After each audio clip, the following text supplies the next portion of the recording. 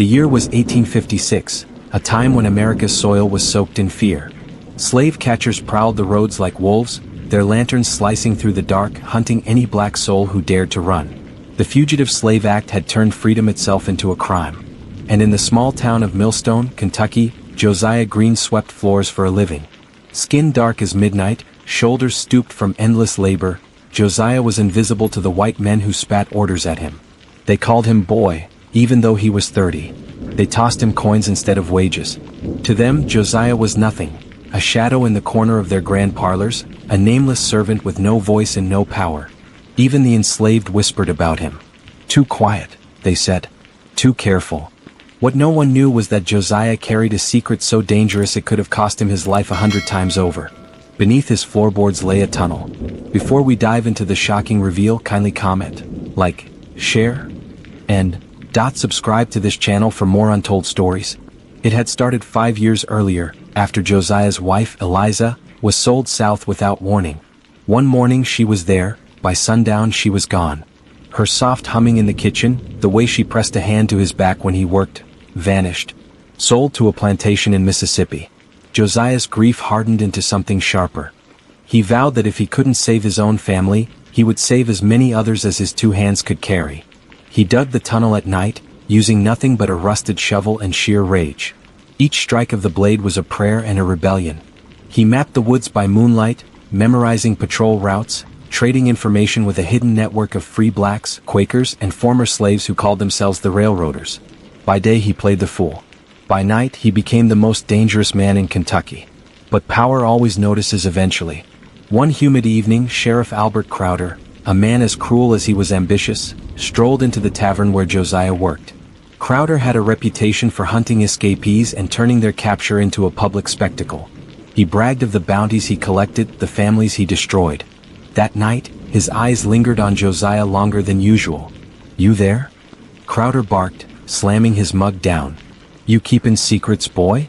Josiah's heart thudded, but he bowed his head. "No, sir. Just sweepin' duck." Crowder smirked. "Funny thing. Runaways have been slippin' through Millstone like water through a sieve. Someone's helpin' them. Maybe it's you." The tavern went silent. Every muscle in Josiah's body screamed to run, but he kept sweeping. "Ain't me, Sheriff. I wouldn't dare." Crowder leaned in, his breath hot and sour. "If I find out you're lyin', I'll hang you myself. And I'll make it slow." The room erupted in cruel laughter. Josiah gripped the broom tighter. They didn't know. They couldn't know. But that night he felt the noose around his neck. 2 weeks later, a mother and her 2 children stumbled into Millstone under the cover of rain. Their clothes were torn, their eyes wide with terror. They had fled from Tennessee, hunted for 3 nights. Josiah knew the risk. Crowder's men were everywhere. But he also knew the cost of turning them away. He led them to the tunnel. "Follow the lantern light," he whispered. "Do not stop, no matter what you hear." The mother wept as she clasped his hand. "God bless you," she said. But as their footsteps faded, the unmistakable sound of hooves thundered outside. Sheriff Crowder. Lanterns flashed through the windows. Dogs barked, wild and hungry. Josiah swallowed in panic. If they searched the house, the tunnel would be found. The family would be dragged back in chains. And Josiah, he would hang before dawn. Crowder kicked open the door. "Evenin', boy," he sneered. Rain dripped from his hat brim. "Heard tell some runaways came this way. Care to explain why your floor smells like fresh dirt?" Josiah forced a laugh. "Just patching a rat hole." Crowder's gaze swept the room, then settled on the loose board near the hearth. "That's so." He motioned to his men. "Rip it up." Josiah's blood ran cold. The soldiers advanced, boots muddy, rifles ready. And then, a crash of thunder. The dogs howled. One soldier's lantern toppled, flames licking the floor. "Fire!" someone screamed. Chaos erupted. Men scrambled to stamp out the blaze. In the confusion, Josiah darted forward, slamming the loose board shut with his foot, his heart pounding like a war drum. When the smoke cleared, the board was hidden beneath fallen debris. Crowder cursed. "Waste of time," he growled, shoving Josiah against the wall. "But mark my words, I'm watching you." He left, the dogs yelping in the storm. Josiah stood trembling, sweat mixing with soot. The mother and her children were safe, for now. But he knew the sheriff would return. The next night, Josiah made a choice that would change everything. He gathered every runaway hidden along his route, dozens of men, women, and children, and prepared them for the most dangerous journey yet, a direct path to the Ohio River and freedom. It was madness. The patrols were heavy, the rain relentless. But Josiah's eyes burned with a fire no storm could quench. They moved under moonless skies, silent as ghosts. By dawn they reached the riverbank. Freedom lay just across the water. But as they prepared to cross, the echo of hooves shattered the dawn. Sheriff Crowder. Dozens of armed men closed in, rifles raised, their leader's voice slicing through the mist. "End of the line, Green," Crowder roared.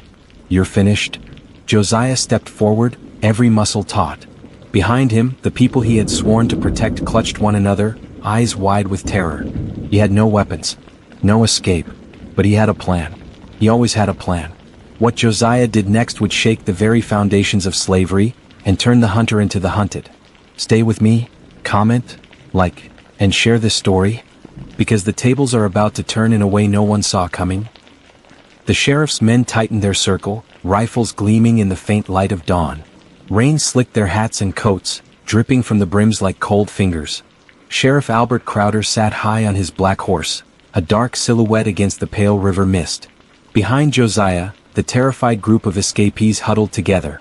Mothers clutching children, men gripping each other's arms, breaths sharp and quick.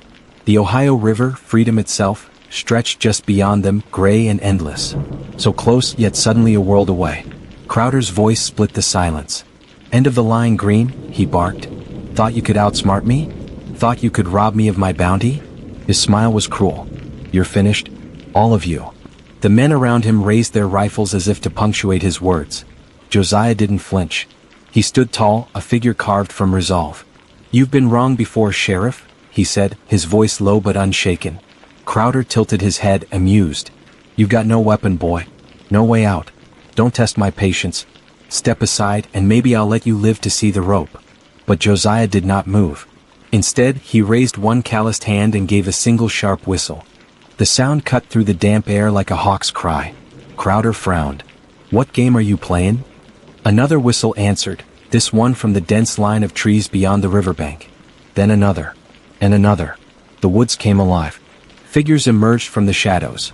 Men and women, black and white, rifles and pistols glinting in the gray light. They moved like ghosts from the underbrush, surrounding Crowder's men in a tightening ring. A murmur of shock rippled through the sheriff's posse. Crowder spun in his saddle, eyes narrowing. "Who the hell?" "You know who we are," a deep voice boomed. A tall Quaker man stepped forward, his wide-brimmed hat dripping with rain. "We're the ones you thought didn't exist. The ones you said were too weak to fight. We are the railroad." Behind him, dozens of others emerged. Farmers with hunting rifles, freedmen with sharpened tools, women carrying lanterns and pistols. Faces hard, eyes blazing. Crowder's smirk faltered. "You'll hang for this. Every last one of you." Josiah finally stepped closer, his boots sinking into the wet earth. He locked eyes with Crowder. "No, Sheriff," he said evenly. "Tonight it's you who'll answer." For the first time, Crowder's confidence wavered. His horse shifted nervously, sensing the tide turning. "Drop your weapons," the Quaker commanded, his voice a thunderclap. "Or the riverbank drinks blood." The sheriff's men hesitated, their bravado draining as they scanned the sheer number of rifles aimed their way. They'd come expecting a helpless runaway, not an army. Crowder spat into the mud. "You think you can scare me? I enforce the law of this land."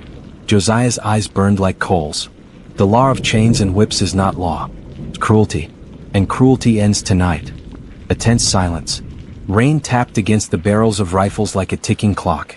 Then one of Crowder's men, barely more than a boy, lowered his weapon and stepped back. Another followed. One by one, the posse unraveled, their courage dissolving into the mist. Crowder snarled. "Cowards." But he was alone.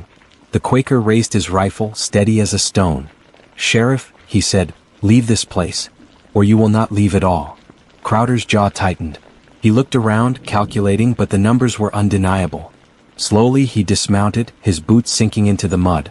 He backed away, eyes locked on Josiah with a venom that promised revenge. "This ain't over," he hissed. "You can hide in the dark for a night, but the sun always rises." Josiah stepped forward until they were face to face. "Then pray the dawn is kinder to you than you've been to others." Crowder's face twisted, but he said nothing more. He turned and stalked into the woods, his men scattering after him like startled crows. The moment the sheriff vanished, the tension snapped like a bowstring. Children sobbed with relief. Women sank to their knees, clutching the cold earth. Men clasped Josiah's shoulders, gratitude shining in their eyes. But Josiah didn't celebrate. He knew Crowder's words weren't idle. The sheriff would return with reinforcements, maybe an entire militia. Their window was razor thin. "We move now," Josiah ordered. "Every second counts." The group hurried toward the waiting skiffs, flat wooden boats hidden beneath reeds. Volunteers guided them across the dark river, one boat after another, the current swift but merciful. Josiah helped a young mother into a boat, her baby bundled tight against the cold. She looked up at him, tears streaking her cheeks. "You saved us," she whispered. "You saved my child." Josiah shook his head. "We saved each other." As the last boat pushed off, the eastern sky began to pale. Dawn's first light brushed the water, turning the Ohio silver. On the far bank lay freedom, Ohio soil, where slavery's grip could not reach. Josiah waded into the shallows, the icy water lapping at his knees, watching until every passenger had crossed. Only then did he step into the final skiff, rowing with the quiet strength of a man who had outwitted the devil. Hours later, on the free side of the river, the exhausted travelers gathered in a hidden barn. Food and dry clothes awaited, brought by allies who had risked everything to help. One of the men, a tall black farmer, placed a gentle hand on Josiah's shoulder. "Word of this night will spread," he said. "People will know what you've done." Josiah met his gaze. "No," he said softly. "They don't need to know my name. They just need to keep moving, keep fighting. That's what matters." But history, as it often does, played its cruel trick. The story of that night, the night Josiah Green outsmarted the sheriff, ferried dozens to freedom, and stood unarmed against a wall of rifles, was never written in the history books. Crowder returned weeks later with more men, burning safe houses, terrorizing anyone suspected of aiding fugitives. He spread lies, calling Josiah a thief, a criminal. Eventually, Josiah disappeared into the network he had served, guiding hundreds more to freedom before vanishing completely. Some say he made it to Canada, living his final days in peace. Others claim he died on another rescue mission, his body never found. What remains undeniable is the impact of that night. The people he saved went on to build families, communities, and legacies that reshaped the nation. Children born because of Josiah's courage grew into educators, activists, and leaders of a freer generation. And though his name faded, his spirit ignited countless others. Years later, when the Civil War finally ended and the chains of slavery were legally broken, whispers of Josiah Green still lingered like a song carried on the wind. Old men in taverns spoke of the shadow of Millstone, the quiet janitor who outwitted a sheriff and defied a system built to crush him. His story became a lantern in the dark for those who believed themselves powerless. Because Josiah proved a truth that history often tries to bury. The mightiest revolutions begin not with cannons, but with ordinary people who refuse to bow. Today his name is barely a footnote, but every path of freedom bears his mark. Every breath of liberty carries his echo. Remember Josiah Green, the man the world overlooked, the servant they called boy, the shadow who became a storm. He was underestimated. He was mistreated. And when the tables turned, he didn't just save lives. He changed the course of history. Never underestimate the quiet ones. Never mistake patience for weakness. Sometimes the smallest voice carries the loudest thunder. These are the forgotten heroes, the men and women who risked everything for freedom, yet remain unnamed in textbooks. If Josiah Green's story moved you, share it. Tell it to someone who believes their efforts don't matter. And subscribe to this channel so we can keep uncovering the hidden lives that built the foundation of justice we stand on today. Because history isn't just what's written, it's what we choose to remember.